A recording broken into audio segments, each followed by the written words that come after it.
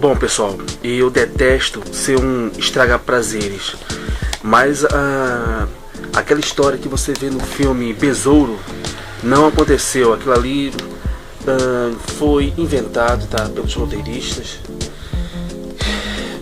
Enfim, é uma pena, porque realmente poderiam ter feito um filme biográfico sensacional. A história do besouro, o verdadeiro besouro, é tão interessante quanto o que é mostrado naquele filme, né? Parece que o diretor estava mais preocupado em mostrar o besouro voando, mostrar o lado espiritual do personagem, né? As entidades, e não mostrou a verdadeira história, né? Não contou a verdadeira história. Tá, existem meias verdades naquele filme sobre a faca de Tucum. Realmente essa parte é verdadeira, tá? Mas ele não morre daquele modo ali que você vê no filme. Ele não morreu daquele modo, né? Ele não morreu daquele jeito que você vê no filme.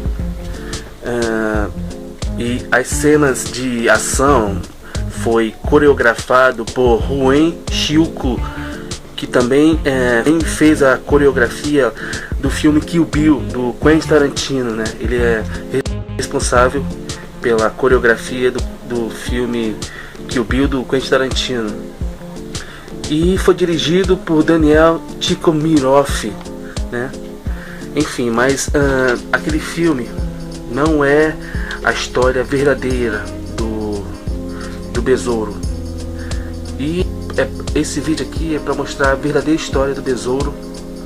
Eu vou tentar reunir fragmentos para dar uma visão a você que assistiu o vídeo de quem realmente foi o besouro, tá?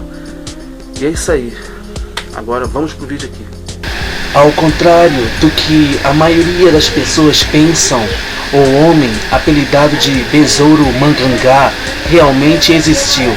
Infelizmente, muito pouco se sabe sobre esta figura envolta em lendas e mistérios que permanecem desde o seu nascimento até a sua morte, e que os mais velhos ainda lembram em suas histórias. Nascido no ano de 1897, na cidade de Santo Amaro da Purificação, na Bahia.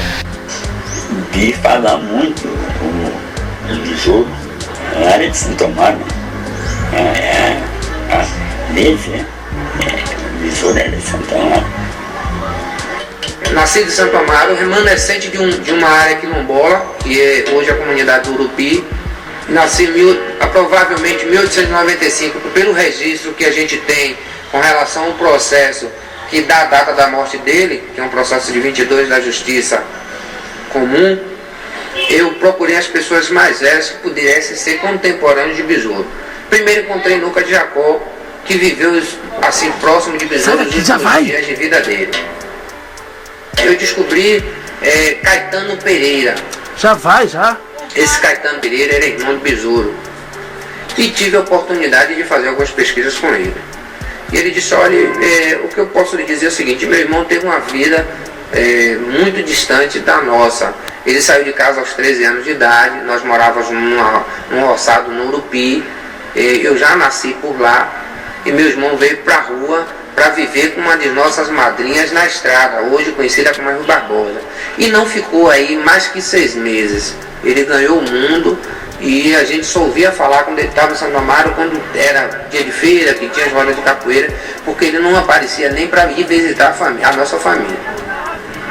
Filho dos ex-escravos João Grosso e Maria Ailfa, Manuel Henrique Pereira, que é o seu nome de batismo, teve toda a sua vida permeada por muito misticismo. Besouro, eu não conheci ele, mas ele era primo de meu pai.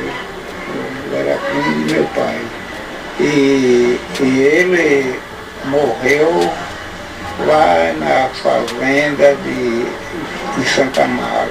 Não se sabe quando, mas iniciou seus primeiros passos na capoeira com o mestre Alípio, também um ex-escravo, mais precisamente na rua do Tracipé de Baixo. Diziam que Besouro era um negro alto e muito forte e na capoeira possuía uma agilidade sem igual. Franzino e de cor escura e ágil, que ele tinha agilidade. O que provavelmente fez com que recebesse o apelido de besouro ou besouro mangangá, que é um tipo de gênero de besouro venenoso. Outros contam que o seu apelido se dava ao fato de uma vez ele tendo armado uma confusão e vendo-se cercado de policiais, Besouro simplesmente sumiu do nada. Um policial, atordoado com o que havia visto, disse para o parceiro: "Você viu para onde foi aquele negro?" E o outro parceiro respondeu: "Vi sim, ele virou um besouro e saiu voando." A notícia da época é que Besouro estava bebendo e num desses momentos de bebedeira e tal, ele se nega a pagar uma dose de cachaça e começa a fazer aquele estardalhaço e chama a atenção. E aí a polícia da época é convocada para poder contê-lo. São aproximadamente 9 guardas que estavam. Ele desarma esse pessoal dentro ainda do recinto dessa biboca e passa para o lado de fora. Ele junta as armas passando para o lado de fora e no largo ele dá as costas naturalmente e continua andando. Ele recebe a voz de prisão e os guardas aí empunham, porque já tinham sido desarmados, empunham as armas e aí começam a defragar alguns tiros contra ele. E o senhor Antunes diz no momento seguinte que ele se põe simplesmente a pular de um lado para o outro e não sabe se até mesmo pelo medo os policiais não conseguem aquilo. E aí ele se envereda a correr por dentro da Ruela, que é o antigo beco da Caixa Econômica, em direção à Ponte do Xarel. E ali na Ponte do Xarel ele pula para o outro lado da margem, que é o Matagal, já é a Fazenda Recreio, pula para o outro lado da margem do rio e ali ele desaparece por dentro do mato da fazenda. Ele era um exímio jogador de capoeira, assim como no manejo do facão e da navalha, incluindo o jogo de Santa Maria, jogo violento para os capoeiristas jogarem com uma navalha presa nos pés. Esses são somente alguns dos causos contados sobre a figura baiana, conhecido como o lendário Besouro. Muitos também afirmam ter algum parentesco como o capoeirista Besouro, mas somente um tem isso comprovado: Rafael Alves França, também conhecido como Mestre Cobrinha Verde. Era primo legítimo, iniciado na capoeira com seu primo aos 4 anos de idade, sob única condição: nunca ganhar dinheiro com a capoeira, promessa que foi mantida durante toda a sua vida inteira. Cobrinha falou muito de Besouro no sentido de que, como eu diz assim, ele era um grande mandingueiro. Ele tinha a arte, né? O jeito, a capacidade de sempre se safar, de sempre vencer, ele encontrava sempre um jeito. Muitas são as lendas que permeiam a vida de Besouro. Diziam que quando acontecia alguma confusão, o capoeirista se transformava em um besouro e saía voando, ou então se transformava simplesmente num toco de pau. Diziam também que ele tinha o corpo fechado, que possuía poderes mágicos e que sabia orações milagrosas. De besouro, que prenderam ele, que fugiu da cadeia. Aí saiu um besouro saiu da cadeia. Ele teve o nome de besouro. Mas que besouro, Cobrinha veio me disse que o besouro era um pouco muito fechado. E ninguém podia vencer ele. Ele fechava o corpo da seguinte forma: com um pedaço de uma madeira que chama Santo Leno e tem a fava da Índia. A fava da Índia. O corpo dele era fechado, para que ele pudesse se esquivar de bala, se livrar de bala e se livrar dos inimigos.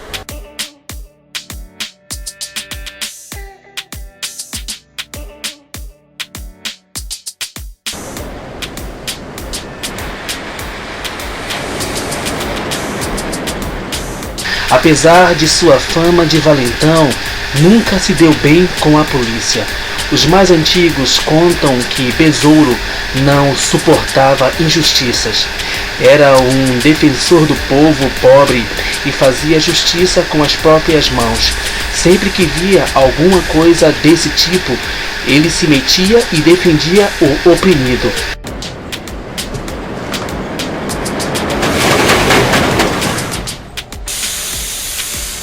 Besouro teria servido ao exército em determinada época da sua vida. Certo dia, ele viu entre os objetos confiscados pelo exército um berimbau, pois a capoeira ainda era proibida naquela época. Besouro, que já era iniciado na capoeira, tentou com sua patente de soldado resgatar o instrumento, mas não teve êxito, pois seu superior alegou que aquilo era uma ferramenta de vagabundos e vadios e que um soldado nada tinha a ver com um instrumento daquele tipo. O resultado foi uma briga entre Besouro e o seu superior, que precisou de vários outros soldados para prender Besouro e deixá-lo em observação. Depois disso, Besouro foi expulso do exército e passou a trabalhar nas fazendas do Recôncavo Baiano. Vivia de del em del. Onde ele achava uma pousada para trabalhar, ele ganhava, até a hora que irritavam ele, que criavam um caso, que ele brigava, deixava dois quebrados, tinha que ir embora, tinha que fugir para ir para outro lugar, pedir emprego em outro lugar, para sobreviver, para se manter, pelo menos para comer.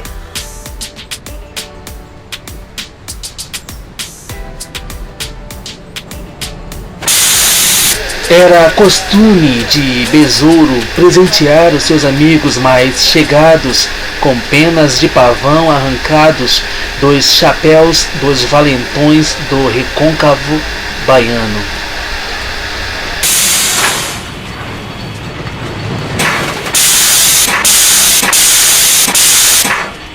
Diziam que Besouro era tão respeitado que às vezes ele chegava à cidade, mandava que os comerciantes fechassem as portas, pois ele havia decretado um feriado. E ai de quem desobedecesse a sua ordem. Não gostava de Besouro, temia ele. Quando dizia vinha Besouro, os pessoal fechavam a porta. Temiam ele, não gostavam dele, temiam. Tanto quando o pessoal furou ele, ele ficou lá sofrendo, ninguém pegou para dar ajuda não.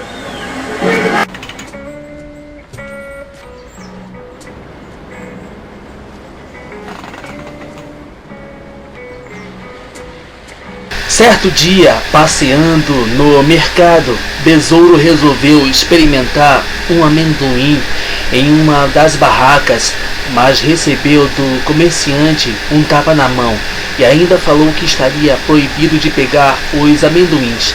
Besouro então disse para o comerciante: Você não sabe com quem está falando. Então Besouro virou para os clientes do mercado e simplesmente convidou a todos para se servirem dos amendoins do comerciante. Sabendo então de que se tratava do temido Besouro Mangangá, o comerciante ficou assistindo os clientes comerem toda a sua mercadoria. Quando acabaram os amendoins, Besouro perguntou quanto devia e pagou para o comerciante.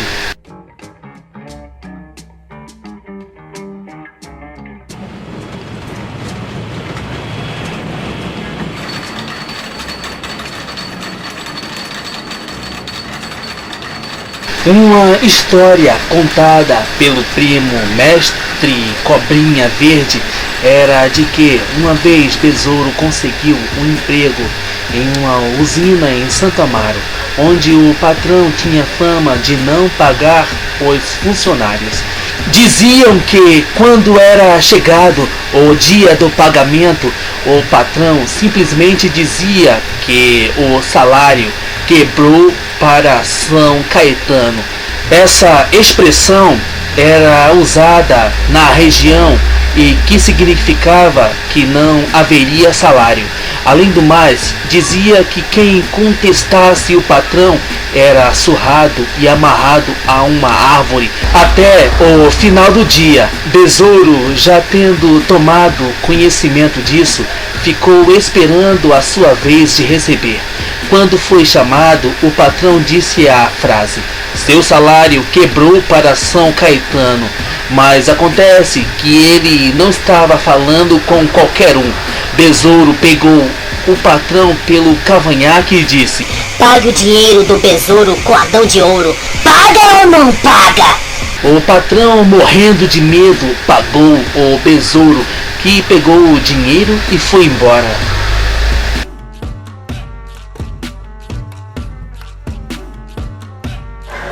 Ele trabalhava, né? Que ele trabalhava de cana de açúcar, essas coisas aí, assim. Ele trabalhava e queria receber. As pessoas, ele trabalhava e muitas pessoas não pagavam. Aí ele se revoltava contra as pessoas e aí queria o dinheiro dele mesmo. Então a polícia nele não gostava, detestava a polícia, do início ao fim.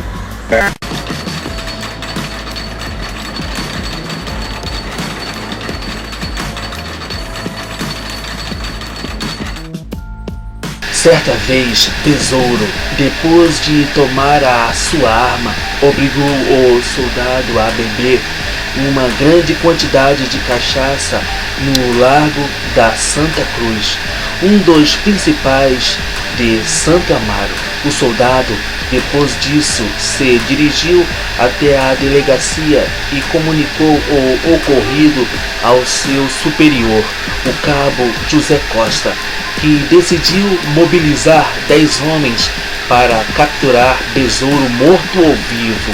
Besouro, vendo os soldados chegando, saiu do bar e se encostou em uma cruz que havia no largo e com os braços abertos disse que não se entregaria.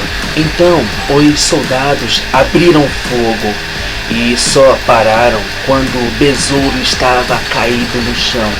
Cabo José Costa chegou perto do corpo e deduziu que Besouro estava morto, quando de repente Besouro se levantou, tomou a sua arma e ordenou que levantasse as mãos. Depois disso, mandou que os soldados fizessem o mesmo e mandou que todos fossem embora.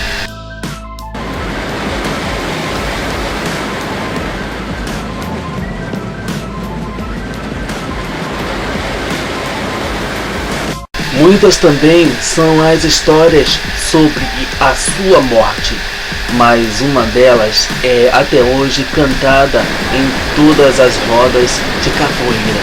Besouro havia conseguido trabalho como vaqueiro na fazenda do Dr. Zeca, fazendeiro da região. Dr. Zeca tinha um filho cujo apelido era Memeu, que tinha fama de valentão, e temendo pela vida do filho, Dr. Zeca procurou logo acabar com Besouro. Para isso, mandou que Besouro fosse trabalhar em outra de suas fazendas, mais precisamente na fazenda de Maracangalha. Mas primeiro entregou uma carta a Besouro que devia ser entregue por ele ao administrador da fazenda. Mal sabia ele que aquela carta era a sua sentença de morte. A carta mandava simplesmente que o portador fosse morto por ali mesmo. Besouro, que era analfabeto, não sabia nada sobre o conteúdo da carta, achando que se tratava de uma simples recomendação. Quando o administrador recebeu a carta, mandou que Besouro esperasse até o dia seguinte para saber a resposta e que esperasse ali mesmo na fazenda.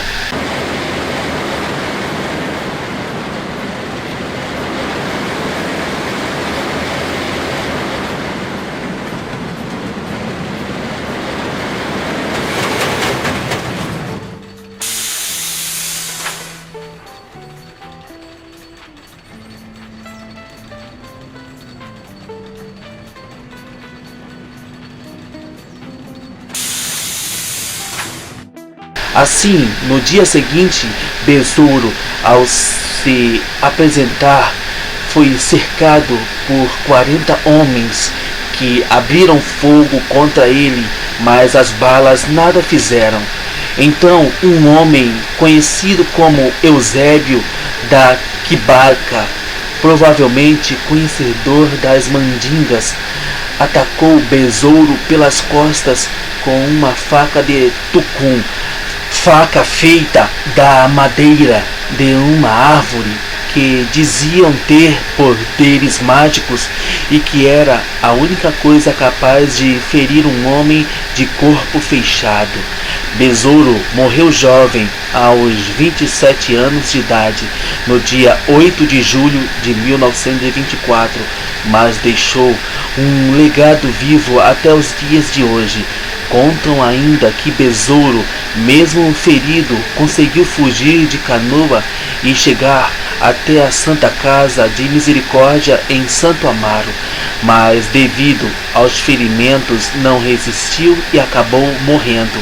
E o mais incrível, consta um documento nos autos do processo movido por Caetano José Diogo contra Manuel Henrique, dizendo: Besouro é Manuel Henrique Pereira, vaqueiro mulato escuro, natural de Urupi, residente na usina de Maracangalha, dava entrada na Santa Casa de Misericórdia de Santo Amaro da Purificação, Bahia, com um ferimento perfuro inciso no abdômen, e veio a falecer no dia 8 de julho de 1924, às 7 horas da noite.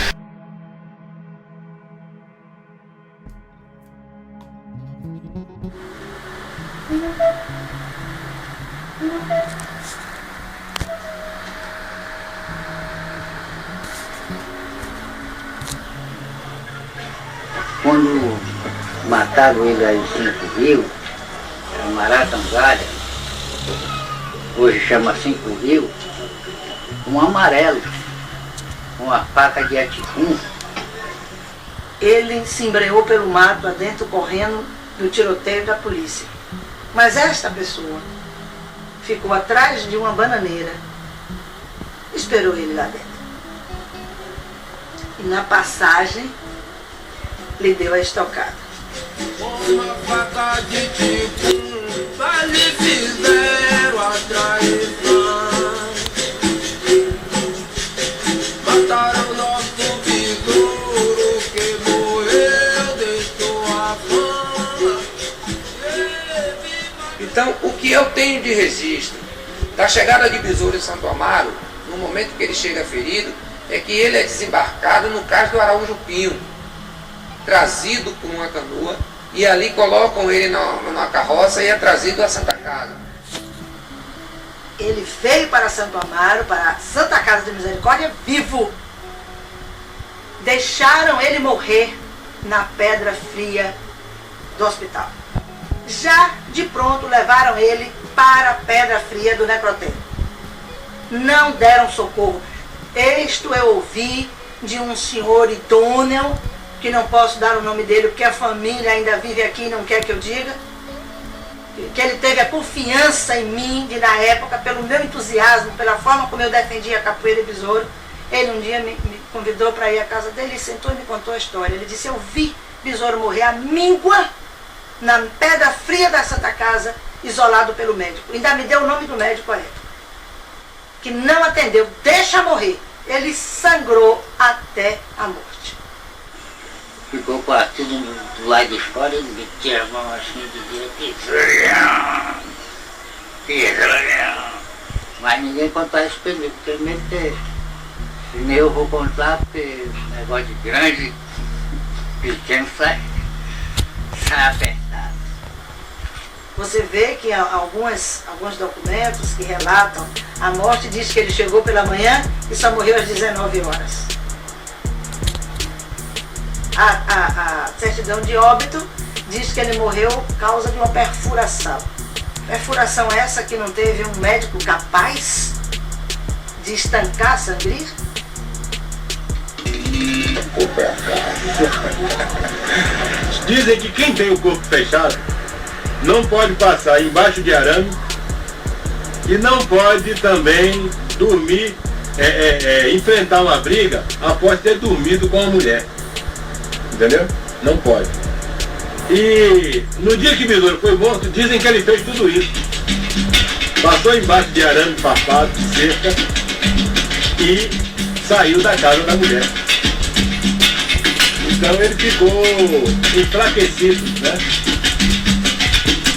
O prefeito de Santa Maria, ele também falou, tem um assunto do prefeito. O prefeito mandou abrir três covas, né?